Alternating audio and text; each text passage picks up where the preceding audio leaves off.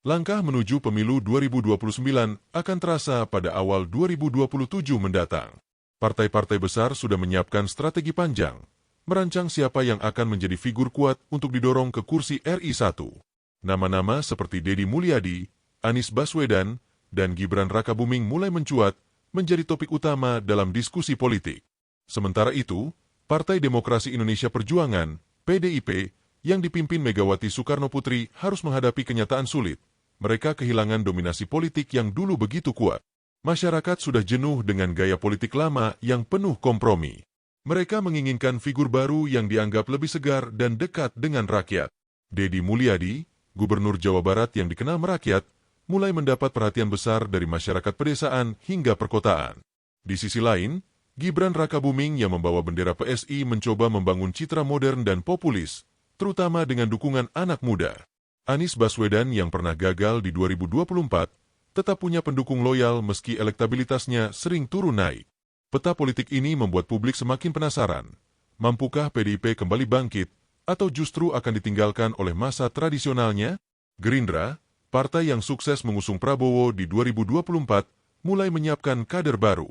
Nama Deddy Mulyadi menjadi sorotan utama.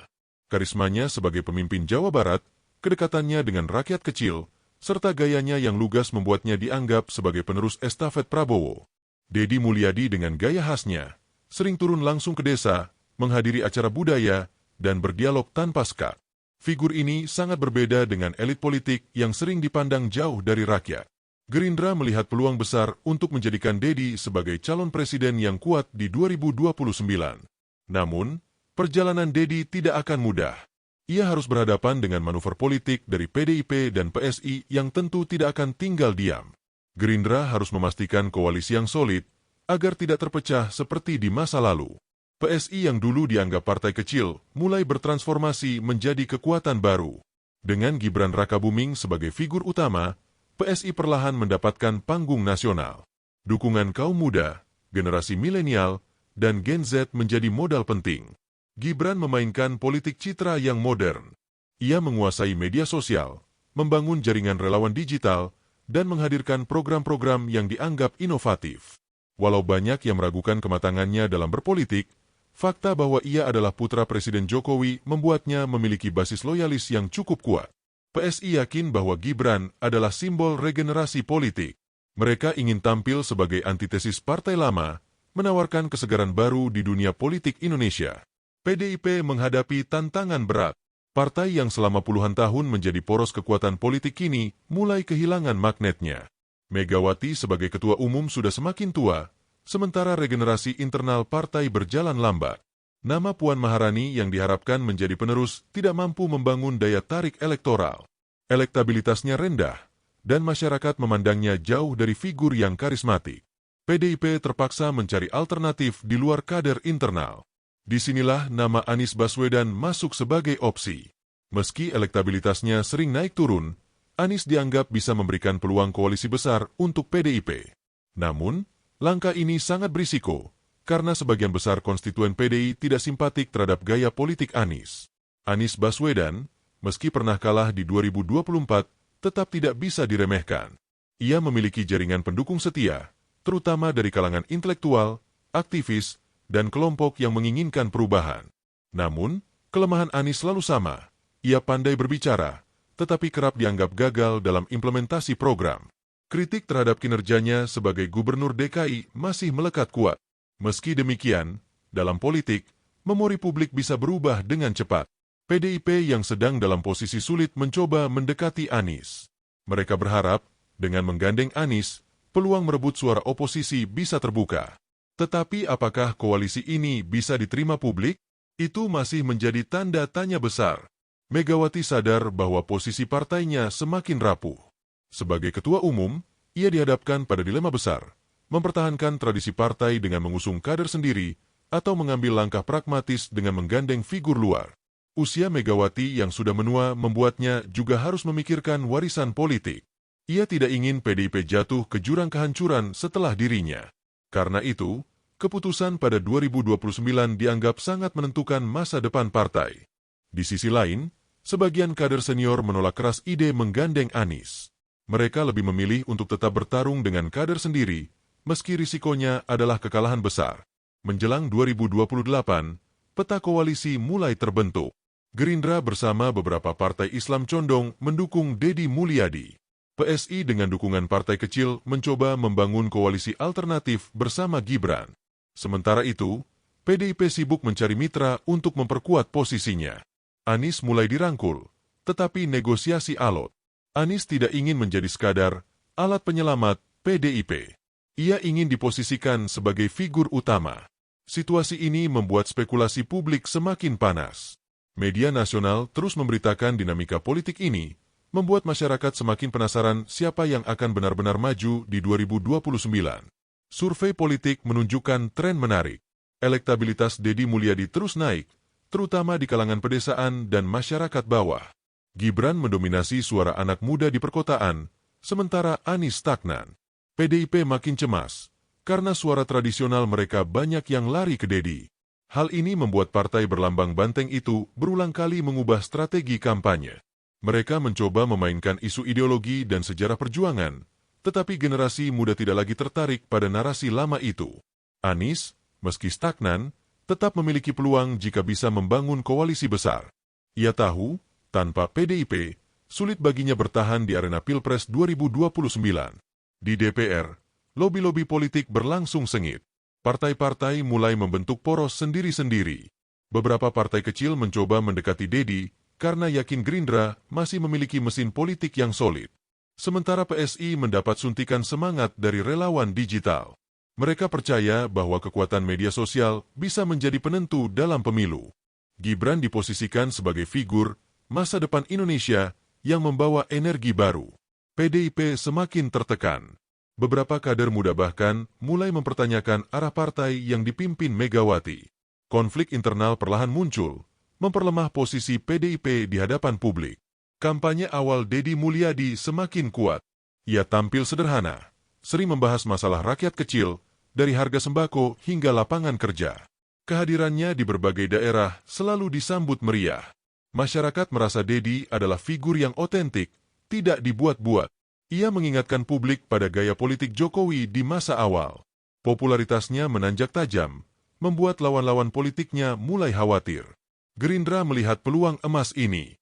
Mereka menyiapkan strategi komunikasi yang lebih agresif, memastikan bahwa Deddy benar-benar dikenal luas sebagai calon presiden potensial. PSI sadar mereka tidak bisa bersaing dalam hal mesin politik tradisional. Karena itu, mereka fokus di ranah digital. Gibran menjadi simbol kampanye kreatif, penuh warna, dan dekat dengan generasi muda. Melalui TikTok, Instagram, dan YouTube, tim kampanye PSI membangun citra Gibran sebagai pemimpin yang visioner. Program-programnya dipoles dengan narasi inovatif. Namun, banyak yang mengkritik bahwa kampanye PSI hanya sebatas pencitraan tanpa fondasi yang kuat. Lawan politik mereka menyebut PSI sebagai partai mainan digital yang tidak siap memimpin bangsa. Setelah tarik ulur panjang, akhirnya PDIP resmi menggandeng Anies Baswedan sebagai calon presiden. Keputusan ini mengejutkan banyak pihak, karena selama ini basis PDIP cenderung berbeda arah dengan pendukung Anies. Megawati menyatakan bahwa keputusan ini diambil demi menyelamatkan partai. Ia rela mengambil risiko besar untuk memastikan PDIP tetap punya posisi tawar di Pilpres 2029. Namun, langkah ini justru membuat sebagian kader kecewa. Mereka merasa partai telah kehilangan jati dirinya. Beberapa bahkan memilih hengkang ke partai lain. Debat kandidat pertama diadakan pada awal 2029. Deddy, Gibran, dan Anies tampil di panggung nasional. Masyarakat menyaksikan dengan penuh antusias. Deddy tampil sederhana tapi lugas, berbicara soal kesejahteraan rakyat. Gibran tampil penuh energi, membawa isu digitalisasi dan ekonomi kreatif. Sementara Anies berbicara panjang lebar dengan gaya retoris khasnya. Publik menilai Deddy paling membumi, Gibran paling segar, sementara Anies dianggap terlalu teoritis.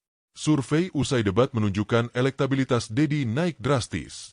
Menjelang hari pemungutan suara, peta dukungan semakin jelas. Deddy mendapat dukungan besar dari masyarakat pedesaan dan kelas menengah. Gibran unggul di kalangan anak muda perkotaan, sementara Anies dan PDIP hanya mampu mempertahankan sebagian basis lama mereka. Partai-partai kecil mulai berbondong-bondong mendukung Deddy karena melihat peluang kemenangan lebih besar. PSI tetap solid dengan jaringan relawan digitalnya. PDIP terus berusaha mati-matian, meski terlihat semakin berat. Situasi ini membuat Pilpres 2029 diprediksi akan menjadi pertarungan sengit antara Dedi dan Gibran, sementara Anies hanya menjadi penentu dalam putaran kedua. Hari pemungutan suara tiba. Seluruh rakyat Indonesia memberikan hak pilihnya dengan penuh harapan. Antusiasme tinggi, terutama karena figur-figur baru muncul membawa warna berbeda. Hasil hitung cepat menunjukkan Dedi Mulyadi unggul tipis atas Gibran, sementara Anies tertinggal jauh. PDIP pun gagal besar. Koalisi mereka tidak mampu mengimbangi kekuatan baru. Pilpres 2029 akhirnya menjadi simbol perubahan besar dalam politik Indonesia. Dominasi lama runtuh, digantikan wajah-wajah baru yang lebih segar. PDIP harus menerima kenyataan pahit. Mereka bukan lagi kekuatan dominan, dan regenerasi politik menjadi keharusan. Hasil resmi KPU menunjukkan tidak ada kandidat yang mencapai 51 suara. Dedi Mulyadi unggul di posisi pertama dengan selisih tipis dari Gibran, sementara Anies Baswedan tertinggal jauh. Situasi ini membuat Pilpres 2029 harus dilanjutkan ke putaran kedua. Publik langsung terbelah dalam dua kubu besar, kubu Dedi yang didukung Gerindra dan koalisi partai-partai besar, serta kubu Gibran yang ditopang PSI dengan kekuatan relawan digitalnya. Putaran kedua ini menjadi pertarungan habis-habisan. Semua mesin politik dikerahkan, semua isu dimainkan, dan semua strategi komunikasi dipertajam. Dedi menekankan konsistensi sebagai pemimpin merakyat yang berpengalaman, sementara Gibran menonjolkan gagasan modernisasi negara berbasis teknologi. PDIP yang gagal di putaran pertama mulai kehilangan arah. Koalisi bersama Anies bubar dengan sendirinya, karena elektabilitas keduanya tidak mampu bersaing. Sebagian kader mencoba merapat ke kubu Dedi, sementara sebagian lain nekat mendukung Gibran dengan harapan mendapat posisi di pemerintahan baru. Situasi ini membuat politik Indonesia benar-benar cair. Tidak ada lagi sekat ideologi yang jelas. Semua pihak berpikir pragmatis. Siapa yang berpeluang menang, maka kesitulah arah dukungan berlabuh. Masyarakat pun menyaksikan dengan degup jantung cepat, karena sejarah baru tampaknya sedang ditulis.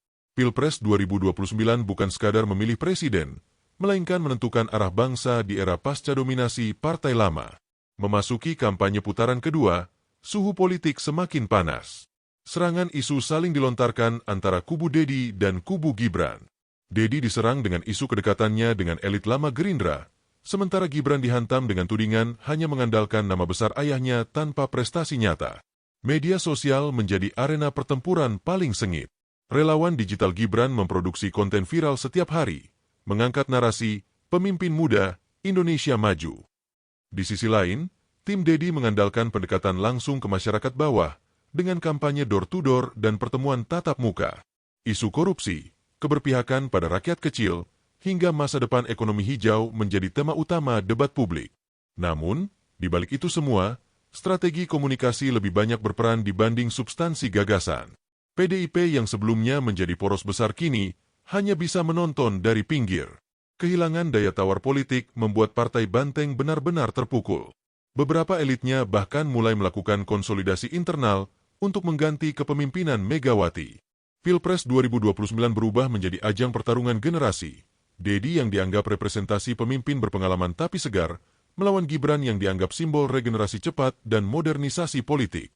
Dedi Mulyadi menyadari bahwa kemenangannya bergantung pada dukungan rakyat kecil. Karena itu, ia intensif turun langsung ke pasar tradisional, sawah, nelayan, dan buruh pabrik.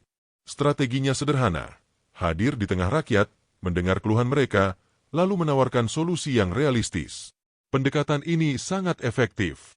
Banyak rakyat merasa Dedi benar-benar tulus, bukan sekadar pencitraan. Ia dianggap sebagai pemimpin yang bisa menjembatani kebutuhan rakyat kecil dengan kebijakan nasional. Dalam berbagai survei, elektabilitas Dedi perlahan kembali naik, bahkan menyalip Gibran di beberapa provinsi strategis. Gerindra pun semakin percaya diri. Mereka yakin, meski Gibran unggul di media sosial, suara nyata di lapangan masih dikuasai oleh Dedi. Mesin politik partai besar, ditambah dukungan kelompok Islam tradisional, semakin memperkuat posisi Dedi di putaran kedua. Namun, kubu Gibran tidak tinggal diam. Mereka mulai membangun jaringan relawan di desa-desa, mencoba mengimbangi kekuatan Dedi di akar rumput. Walau begitu, Keterbatasan struktur PSI membuat langkah ini tidak maksimal. Pertarungan semakin terlihat jelas. Rakyat kecil cenderung bersama Dedi, sementara generasi muda perkotaan lebih condong ke Gibran. Inilah benturan dua dunia politik yang sangat berbeda. PSI mengubah strategi besar-besaran. Mereka sadar tidak cukup hanya mengandalkan media sosial, maka jaringan relawan mahasiswa, komunitas kreatif, dan startup digital mulai digerakkan secara masif. Gibran diposisikan sebagai figur yang bisa membawa Indonesia setara dengan negara maju dalam 10 tahun ke depan. Narasi perubahan gaya lama politik menjadi senjata utama. Gibran mengulang pesan bahwa era politik dinasti tua sudah selesai. Menyindir secara halus dominasi partai lama termasuk Gerindra dan PDIP, pesan ini sangat resonan bagi anak muda perkotaan yang frustrasi dengan politik lama yang dianggap penuh kepentingan. Relawan digital PSI juga melakukan serangan balik. Mereka mengangkat isu-isu lama tentang kegagalan Gerindra, mencoba mengaitkan Dedi dengan politik tradisional yang penuh kompromi. Walau banyak dikritik sebagai serangan tidak substantif, strategi ini cukup efektif menjaga basis Gibran di kota-kota besar. Meski begitu, lawan politik Gibran menilai PSI hanya bermain di permukaan. Mereka menuding PSI minim pengalaman birokrasi, sehingga sulit mengelola negara sebesar Indonesia. Kritik ini mulai memengaruhi sebagian masyarakat kelas menengah yang lebih rasional. Pertarungan antara idealisme anak muda dan realisme politik lama kini benar-benar menjadi wajah Pilpres 2029. Hari penghitungan suara putaran kedua menjadi malam yang paling menegangkan dalam sejarah politik Indonesia modern. Quick count menunjukkan persaingan sangat ketat antara Dedi dan Gibran. Selisih suara hanya beberapa persen, membuat kedua kubu menahan napas. Di berbagai posko relawan, masa pendukung masing-masing kandidat berkumpul menunggu hasil resmi. Media nasional menyiarkan detik demi detik perkembangan suara, sementara media sosial dipenuhi tagar Dedi Presiden dan Gibran Presiden yang bersaing menjadi trending. Kubu Dedi tampak lebih tenang, yakin suara pedesaan akan menjadi penentu. Sementara kubu Gibran penuh semangat, percaya bahwa basis kota besar akan memberikan kejutan. Situasi benar-benar menegangkan. Bahkan sempat memunculkan spekulasi bahwa Pilpres 2029 akan berakhir di Mahkamah Konstitusi jika selisih terlalu tipis. Megawati dan PDIP yang dulu menjadi poros besar hanya bisa menonton dari pinggir panggung. Kekalahan mereka di putaran pertama membuat mereka kehilangan peran strategis dalam penentuan arah bangsa. Sejarah mencatat, ini adalah titik balik politik Indonesia. Era partai lama sudah benar-benar berakhir. Ketika KPU akhirnya mengumumkan hasil resmi, seluruh rakyat menunggu dengan penuh degupan. Siapapun pemenangnya, Pilpres 2029 sudah mencetak babak baru politik Indonesia. Peralihan kepemimpinan dari dominasi lama menuju wajah-wajah baru yang membentuk arah masa depan